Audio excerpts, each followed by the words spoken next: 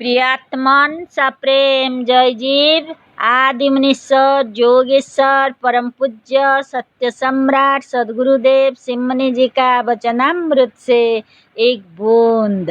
प्राचीन काल के ऋषि तथा मुनिगण हमें स्वतंत्र बनाना चाहते थे।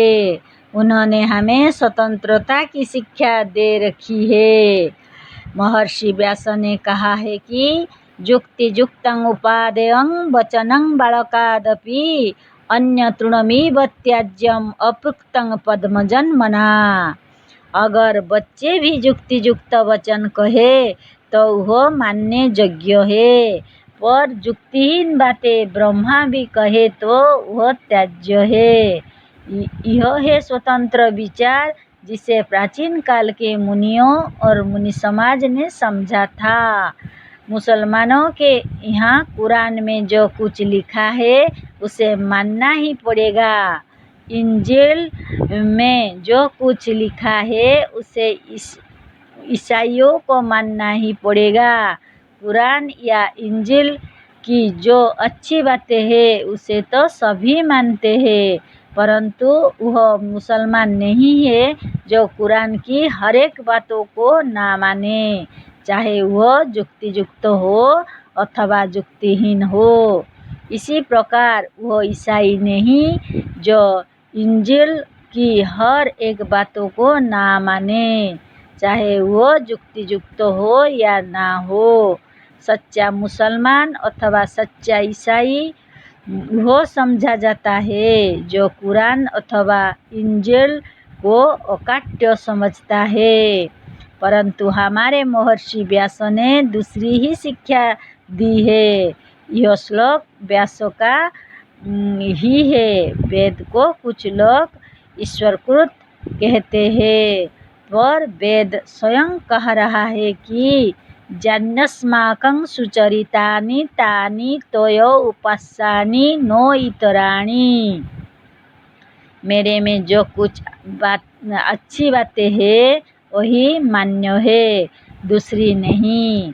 वेद मंत्र मुनियों और ऋषियों के रचे हुए है किसी मजहबी पुस्तक में ऐसी बातें।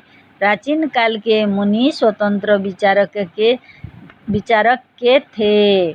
जब तक आपके विचार स्वतंत्र नहीं होते तब तक आप अपने को मजहबी गुलामी से स्वतंत्र नहीं कर लेते, तब तक आप मुक्त नहीं हो सकते।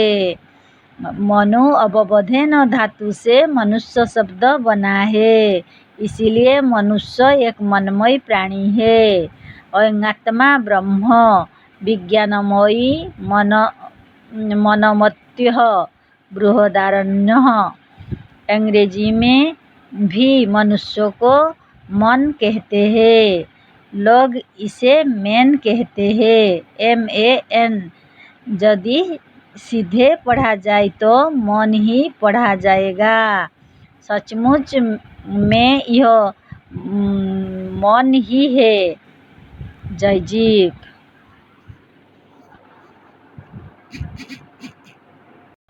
As a man think so is ही।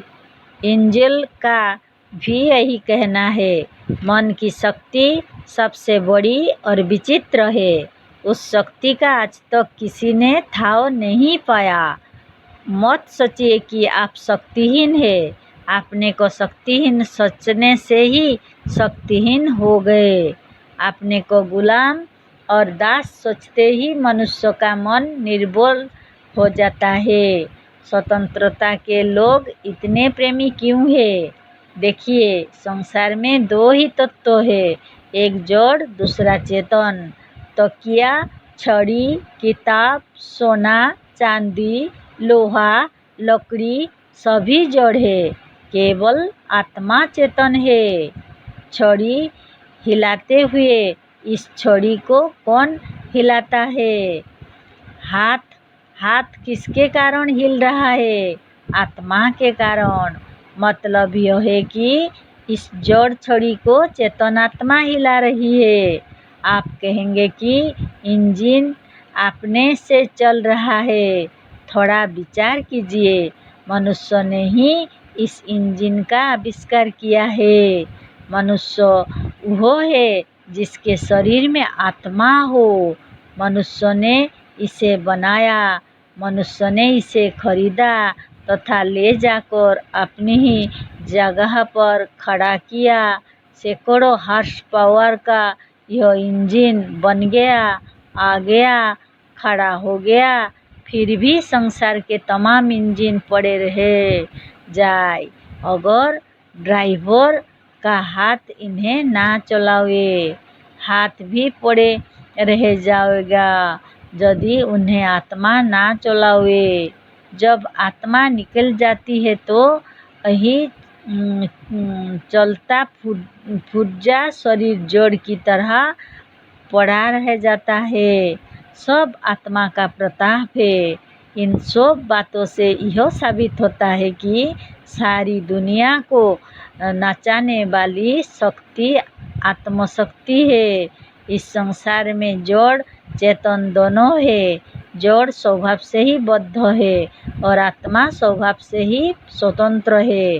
प्रत्येक जीव, प्रत्येक प्राणी स्वभाव से ही स्वतंत्र है।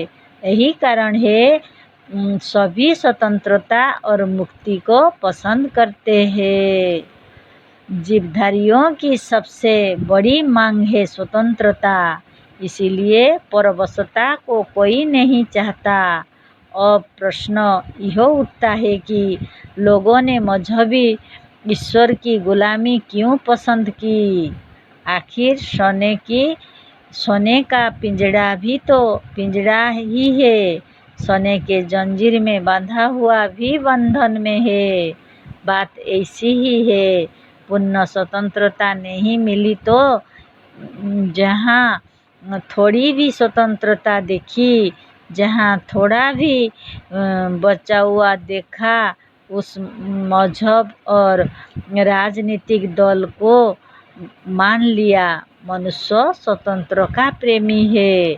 मजहबी गुरुओं ने तथा उपदेशकों ने कहा है कि परलोक की चिंता करो, हमारे मजहब में आओ, तुम्हें ईश्वर के पास जाने पर मुक्ति और सुख मिलेगा। मुक्ति चाहते हैं, पूरी नहीं तो आधी ही सही। जय जीव।